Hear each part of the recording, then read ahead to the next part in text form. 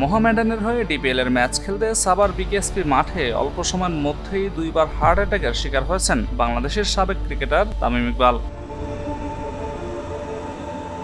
জরুরি অবস্থায় তাকে নিকটস্থ হাসপাতালে নেওয়ার পর তার হার্টে রিং পরানো হয়েছে। এমনকি বর্তমানে তার শারীরিক অবস্থার কিছুটা উন্নতি হয়েছে বলেও জানা গেছে। আজ সোমবার দুপুরে সাংবাদিকদের এসব তথ্য জানান স্বাস্থ্য অধিদপ্তরের পরিচালক ডাক্তার আবু হোসেন মোহাম্মদ মইনুল আহসান। তিনি বলেন, তিনি একিউট এমআই বা হার্ট অ্যাটাকের শিকার হয়েছেন, যার ফলে কার্ডিয়াক অ্যারেস্ট হয়। প্রাথমিকভাবে প্রাইমারি পিসিআই করা হয় এবং এলসিএক্স নামের ধমনীতে ব্লক ধরা পড়ে। তাই জরুরি ভিত্তিতে সেখানে স্ট্যান্ড রিং বসানো হয়েছে। এর মাধ্যমে ব্লকেজ কমে গিয়ে হার্টে রক্তপ্রবাহ বাড়ে, যা তাকে দ্রুত সুস্থ হতে সহায়তা করবে।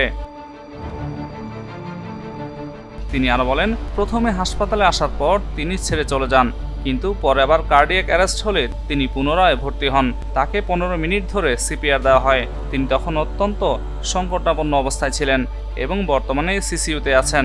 তার স্ত্রী এবং বিকেএসপি পরিচালকের সাথে যোগাযোগ করা হয়েছে। তবে বর্তমান অবস্থা কিছুটা উন্নতির দিকে, তবে তিনি এখনও নিবিড় পর্যবেক্ষণে আছেন।